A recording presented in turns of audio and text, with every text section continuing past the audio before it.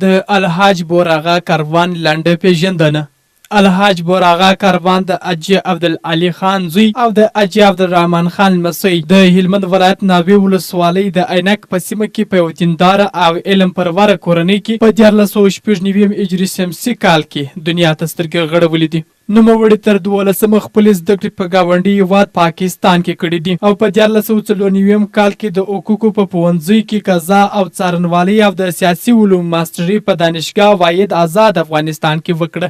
الحاج بوراغا کاروان سره له دې چې د سیاست ډګر ته راغلی په ضمن کې یو با تجربه ملي تجار هم دی چې د 1402 کال څخه په تجارت بوخت دی او د هیواد په سطحه لوی پروژې پر مخ وړي دي چې د خپل شخصي تجارت له لارې ډیرو هیوادوالو او بالخصوص هلمندیانو ته خورا زیات خدمتونه کړي چې د سټارلینګ موسسه بند کمال خان په غور ولایت کې د سیاسنګ پروژه او داسې نورې مثالونه دي چې په زرګونو هلمندیان پکې په کار بوخت ول او پیلان هم د ګران هیواد افغانستان په مختلفو ولایتونو کې پروژې لري چې ډېری ځوانان یې په کار ګمارلي دي. الحاج بوراغا کاروان یو متدین روشن فکر اسلامي او ملي ګټو ته ژمن په دیني او اجتماعي مسایلو پوه او تجربو استوار ځوان دی. نوموړی د ټولنې د هرې طبقې د اشخاصو سره مینه او عادلانه چلن لري. تل یې د حق لپاره مبارزه کې د خپل واس تر امکانه د مظلومو وشکې وچې کړي دي.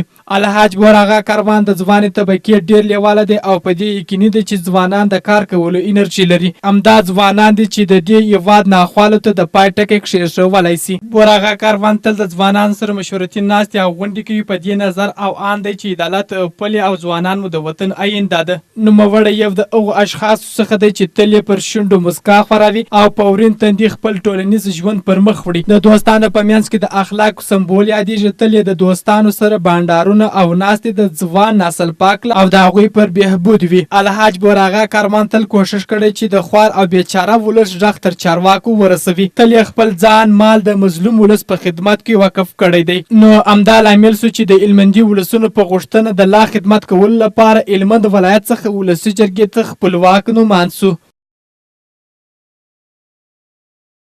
کاروان صاحب ډېر سپېڅلی او مبارز او ملي تجار شخص دی او په خپلې شخصي شتمنۍ موږ هلمندیانو ته ډېر کومکونه او افتخارونه راوړي دي. پارلمان ته پکار دی یو روشن فکره با احساسه چې په زړونو کې درد وي او د ولس غم ورسره وي څو د ولس مشکلات د دولت تر مشرتابه پورې انعکاس ورکړي چې ښه مثال یې ښاغلی حاجي بوراغا کاروان دی.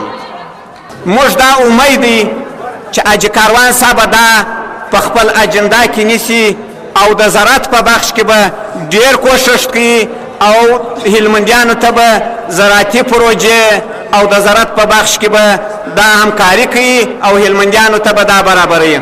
چې زه مسلمان یم افغان یم نو زما رایه په لا اله الا محمد رسول الله چې وتا دې درکوم. زما واده پر دا ستا پر غیرت چې د هلمندیانو د کونډیانو د یتیمانو د غمجنو درد ستا درد دی په دا درکوم. زما رایه ستا ده. د کاروان صاحب په وجود کې موږ دا کار وینو چې زموږ د ځوانانو دپاره کار پیدا کړي او په دولت کې کار ورته پیدا کړي. نو دوستانو راسي په یوه اواز بیا له دې چې یو بل مخاطب شي او نو د کاروان صاحب ملا وتړو تر هغه وخته یې ملا وتړو چې کامیابه مو کړي بیا یې هم نه پرېږدو د کاروان صاحب شاته ودرېږو. وای ولس جانان که چې ولس تا جانان کی. زه نن پوه شولم چې زه د چا جانان یم. تاسې هر یو زما جانان یاست. تاسې هر یو زما په زړه کې ځای لرئ. عزیزانو په دغه باندې خوا مه بدوئ چې نن تاسې راغلي یاست په دغه لمر ته ناست یاست. د یو داسې شخصیت و مخ ته ولاړ یاست احسان فراموشه نه یم وینم و ستاسې سپېره مو خان ستاسې خولې وینم. دا هېڅ وخت نه هېروم. دا که ما هېر کړه زما غټ قسم دغه دی بیا راسئ زما پر دروازه چې هر نوم لیکئ هغه پر ولیکئ. الحاج بوراغا کاروان د هلمند ولایت څخه ولسي جرګې ته خپلواک نوماند. د امنیت تامین، ټولنیز عدالت، د قانون حاکمیت، تعلیم تربیه او د اقتصاد پیاوړتیا مو ستره موخه ده. موږ سوله او ثبات راوړل او غربت له منځه وړلو لپاره کار کوو. ټاکنیزه شمېره 10. ټاکنیزه نښه د کلای بست کلا ششک. لومړۍ پاڼه. ستاسې ورور الحاج بوراغا کاروان.